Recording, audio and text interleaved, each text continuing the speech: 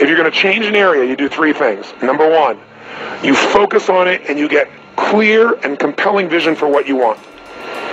If your body's not where you want it to be, I tell you there's one simple reason. It's not your focus. No, I focus on it. I focus all the time on how fat I am. No. You see, if you focus on crashing into the pole, trying not to, the more you try not to, what you focus on, that's where the energy goes, that's where you go, right? We all know that. But what people tend to do is, I'm saying focusing on what you want, not what you don't want. And not only just focusing on what you want, where you focus and say, well, I'd like to be strong, I'd like to be energetic, I'd like to be fit. It's focusing and making it compelling. If your only reason you're focusing on it is like, well, I need to lose some weight because I feel fat, versus I want the energy to burn because with that I'll have more passion, more aliveness, I'll be able to impact my children. I'll be able to, I'll be able to take the business to another level. I'll be able to have fun when I'm stressed out and tired. I'll have creativity flowing through me. You can't just focus on it. You got to create a clear and compelling future in that area that will pull you towards it so you're not trying to push yourself. If there's an area you're not improving in, think of three pillars, if you would. Pillar one is get focused and clear. What's compelling? Where are you? Really? And don't lie. Where do you want to be? And make it so compelling you can't help it. When you wake up in the morning, you want to transform this area of your life. So the quality of your life already is better just because you are so excited about what you're after. When you do that with your body or your emotions or your finances or time or any other area and you start focusing and you're clear, you're going to have energy. You're going to have drive. You're going to start to do something. How do you make sure what you do really works? You need the second pillar. And think of this as three pillars. Because, two-legged stool is going to fall over. One leg, you can't sustain. Second pillar, you got to get the best.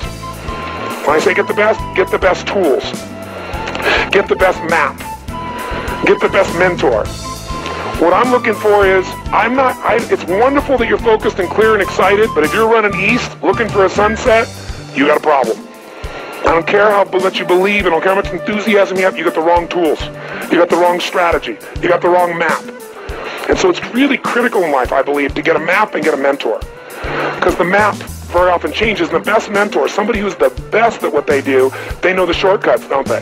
Or they know when the roads change. You don't get stuck hanging out, in the desert when you're trying to get to the ocean, metaphorically. So I've always focused on not just finding somebody good, but who's the best at it, who's got the best tools. Think of that first pillar as a target. You're crystal clear in the target. And now you got the toolbox, man. You got the best tools, not rinky-dink tools, the very best. And the way to get the best, by the way, that I've done it, is model someone who's already successful. All the tools I come up with, some I've obviously created, but the foundation came by standing on the shoulders of other giants. I went out and found somebody that's already got the result. Why reinvent the wheel? Success leaves clues. Find the best, figure out what they're doing, do that. Alter it, find your view of it, but start with what already is working rather than starting from scratch and trial and error. But if you've got that focus, the target, and you got the toolbox, and you're still not getting what you want, it's because you got inner conflicts. That's the third pillar. You've got to resolve your inner conflicts. Because as I try to explain to you, 80% of success in anything is your psychology and 20% is the mechanics. So those inner conflicts are when you take 2 steps forward and you pull 3 steps back. Right? When you say, boy, I'm totally committed to this, but you don't follow through. This is my expertise, the why guy part. Why? Why do you keep saying you want this? You have crystal clarity, you have the tools, and you're still not getting it? There's a conflict in you. You want to be totally successful, but you're afraid at some level that if you are totally successful, you will not be loved. You'll be rejected. You want to be in a position where you have total free time and you want to build a billion-dollar enterprise. These are conflicts. You really, truly know you got the tools and talents to make this happen, but a part of you doesn't think you deserve to succeed because of something you did at some point in your life or something you made up. Or you think making money or being successful economically is not spiritual. And you're committed to being spiritual, and yet the other part of you, it's the inner conflicts between fighting parts. So what do we do in this third pillar? Think of it as a vault we got to unlock. Think of it as unlock and unleash. That's the third pillar. The way you unlock and unleash is you identify the conflicts. Do you get clear what they are? So you may have total clarity, even the tools, but how can you totally unleash and commit when you're being pulled in 2 different directions? So Tony, how do I solve that? There isn't one way. You've got to get clear about what's most important to you today not what you think you should do based on an old blueprint, an old belief system, your parents, society, your friends. Otherwise, you'll succeed and not be fulfilled. So once you identify the conflicts, now what you got to do is align.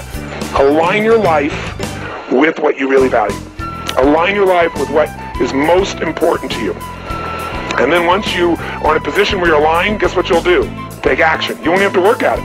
When everything's in alignment, there's nothing pulling you away, boom, you go for it. But when you say, I want a relationship, but at the same time, simultaneously, I want to be in a position where, I never have to, I only get what I want every moment, or I never have to commit to anything, then obviously you're never going to get there. That inner conflict must be resolved.